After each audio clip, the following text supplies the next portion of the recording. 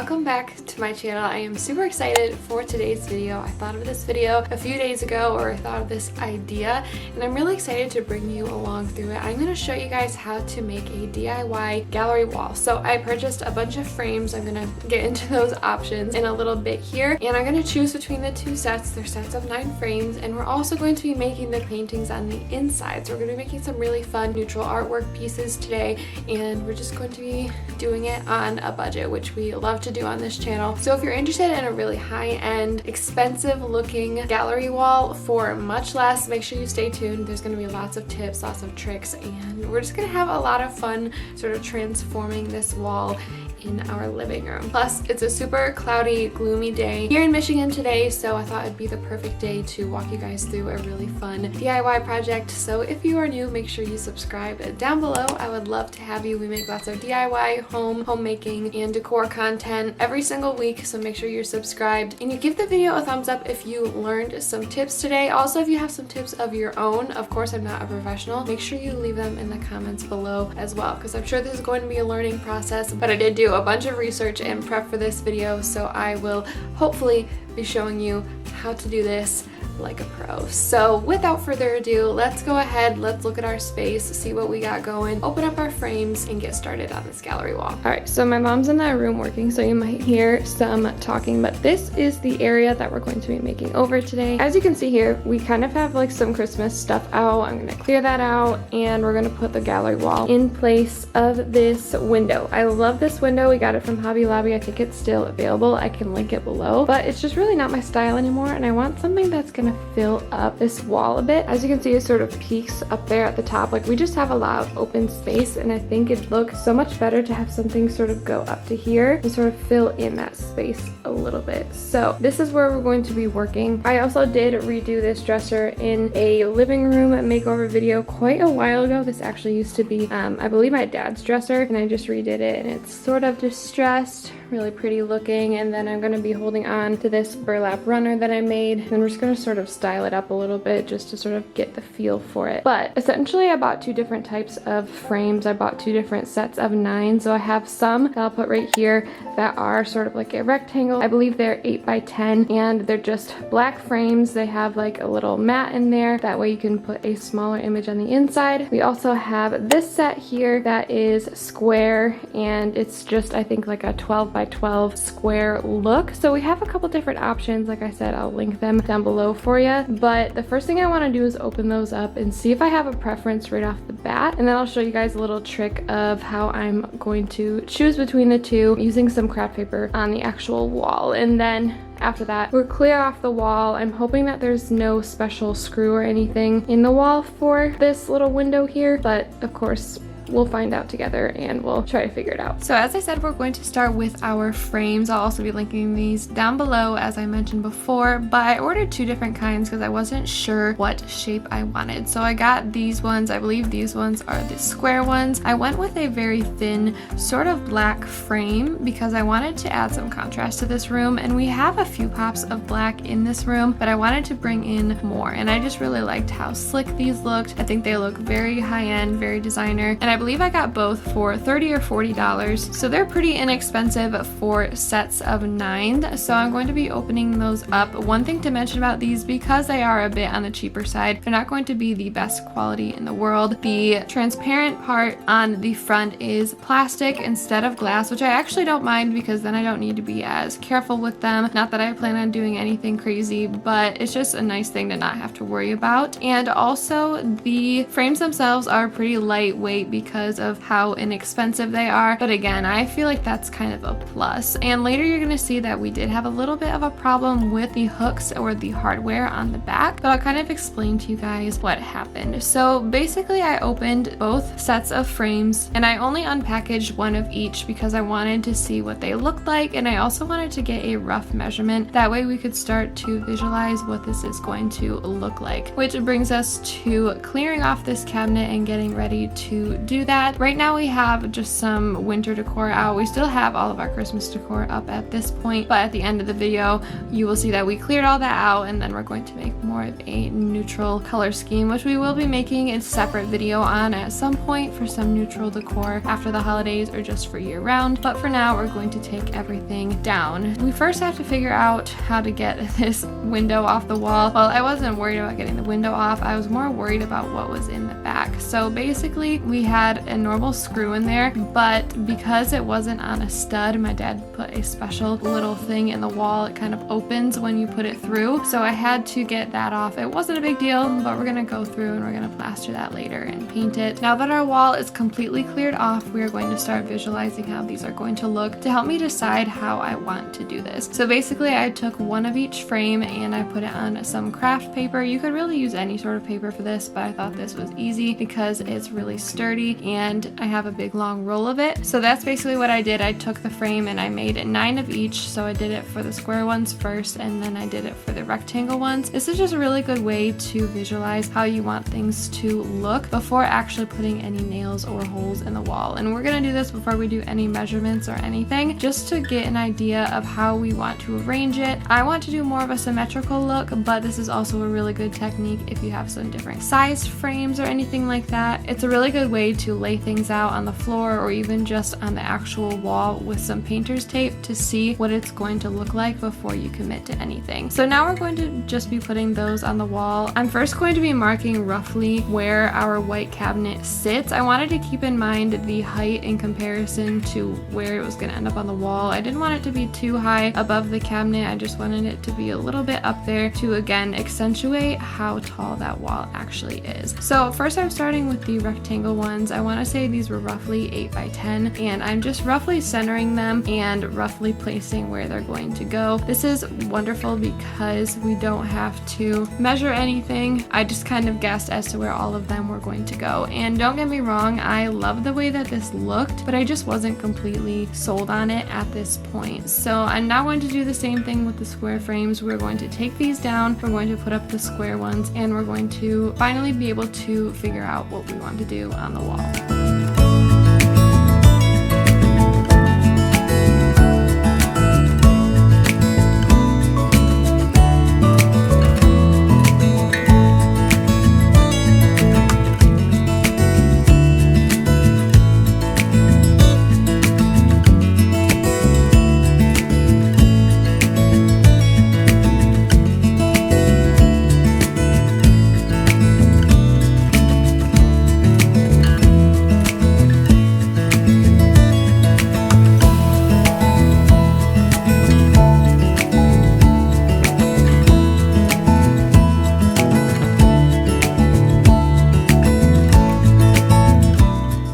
This is what these square frames look like. I took a photo on my phone of how each of them looked. That way I could sort of see them side by side, as you're going to see here in a second. I was always leaning towards those square ones, but putting them side by side really helped to confirm that I liked the look of the square ones. So now we're going to start getting the measurement process done, which is arguably the hardest part of a gallery wall. I was trying to figure out how much of a gap I wanted between all the frames. I ended up landing on 5 inches, and I'm sort of marking our baseline as to where we're going to be hanging our first frame, which will kind of make a little bit more sense as we go along, but I'll also be using some pieces of tape, that way you guys can see exactly where my points are. So I'm going to first take down all of the craft paper, and we're actually going to start working on some measurements. So this is the part in the process where we need to get out a piece of paper and get some measurements. So even though it said that these frames were 12 by 12, I did some double checking on the measurements on this frame, and they were actually 13 by 13, which actually worked out really well. There weren't any fractions or anything. And then I took that measurement and I added in the size of my gap in between. So I figured out that all of the nails were going to be 18 inches apart, and there were going to be obviously 9 of them. So that's just something to keep in mind, especially if you're doing a square gallery wall like I am. If I were to use the rectangle ones, I would have to do a couple different measurements because obviously the height and the width aren't going to be exactly the same. So once we figured that out, the next thing that we needed to do was figure out exactly where those nails were going to go. First, I needed to figure out how far off the floor I wanted it to be, and I figured that it would be about 50 inches. I took my tape measure and kind of measured it out. Again, that really just depends on what you're doing. If there's no cabinet or piece of furniture involved, it's really not something that you need to consider. But now we need to figure out exactly how far up the hardware is on that frame. Obviously, the hook isn't right at the very top. I ended up finding out that the distance from the bottom to the hook was roughly 11 1/8. So that's just really important to keep in mind. And now to get the height of our first row, I'm going to take our starting height from the bottom, which is that 50 inches, add on the 11 1/8 to get 61 1/8 inches. So that's roughly how far up the wall our first row is going to be. First, we need to figure out where the center of our wall is. It really just depends on your area. I went in between the trim of that door on the right and also where the wall ends on the left. So I think it was about 40.5 inches or so, which was my middle point. And now that we have the bottom of our frames marked with that little piece of tape and also our midpoint, we are going to measure up 11 1/8 inches for the first row. So again, that's where the hardware is going to sit. The goal is to have the bottom of that frame hit where that little piece of tape is. So another thing that's really important to keep in mind with this process is having a couple different levels. I have a 4-foot level and also a really small one that you'll see here soon. And now you just sort of see me go back and forth with my measuring tape as well as my long level, and I'm trying to make a point that's 11 1/8 inches from where the bottom of the frames are going to be. And I'm using a level to make sure that it is vertical from the bottom of the frames, and then all of my points are going to be again 18 inches apart. So this part is obviously the most time consuming, going back and forth with the level and the tape measure and going back to your measurements. There's really a lot of things to keep in mind. However, once I went along, I found that making a vertical line from the points with my level, just to make sure that I was exactly above that point, and then making a little vertical line was the easiest way to make sure that all of our points were exactly 18 inches apart and everything was level and straight. It's really just a lot of going back and forth and double checking your work. So now that we have all of our holes marked, we are going to take off that bottom line of tape and we're left with just the 9, and we're going to be putting in our nails. Of course, you can use any sort of screws or anything like that, and these frames actually did come with some interesting looking screws that I really just didn't want to mess with. So I ended up using just these normal metal ones and just put them right where the points were. Another thing to keep in mind is if you're using nails like this, you can manipulate them if things are a little bit off. You can use your hammer to angle them upward, downward, side to side. That's another thing that I really love about nails, especially with something like a gallery wall, where if you're like me, your OCD kind of gets in the way and you just want everything to look super perfect and clean. This is a really good way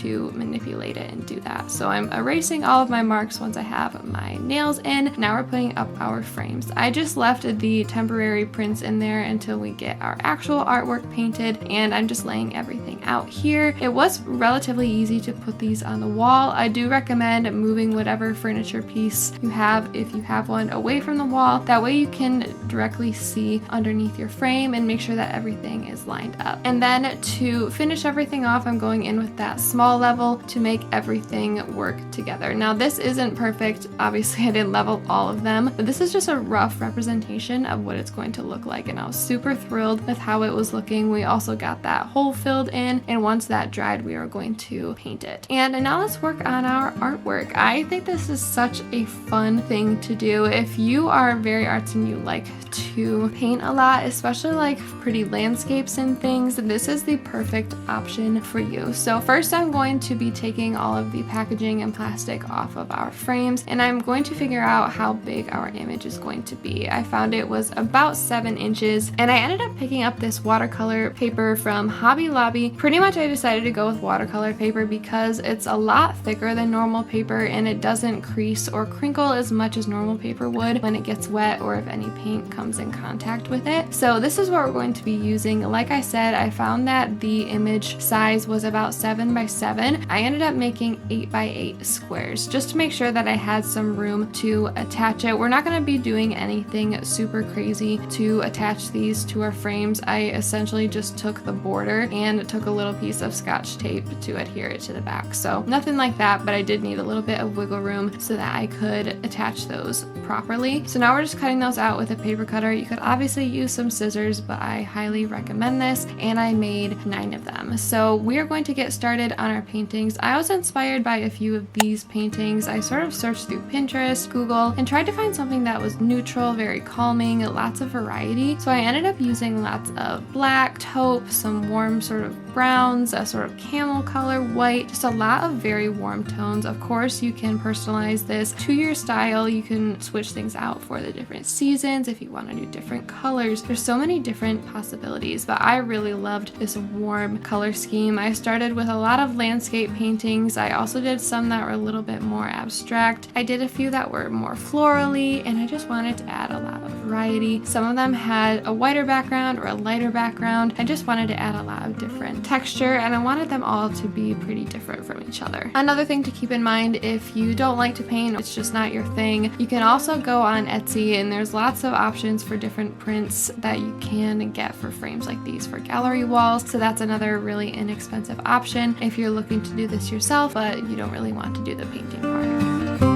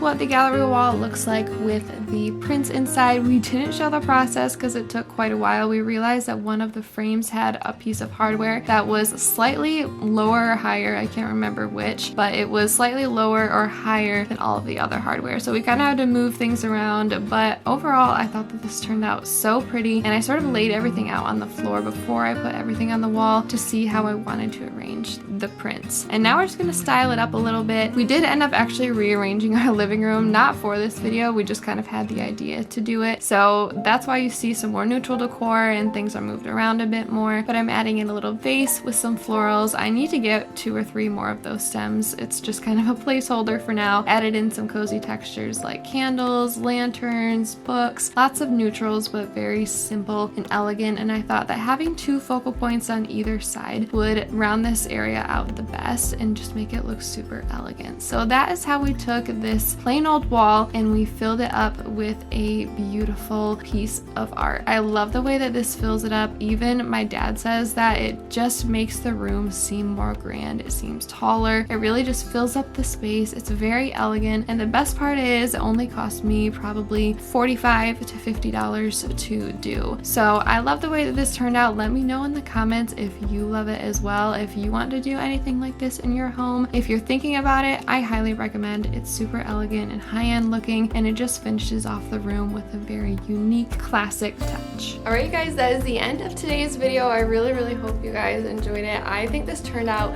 so fun. I love the background behind me. It just looks so aesthetic, so put together, but it didn't cost us a lot at all. So I really hope you enjoyed it. If you did, make sure that you give it a thumbs up and you subscribe down below. I would love to have you. Whenever you guys subscribe and you like, you support my channel, and I really appreciate it. But anyway, I hope you guys enjoyed the video. You guys have a wonderful rest of your week, and I will see you guys next time. Bye!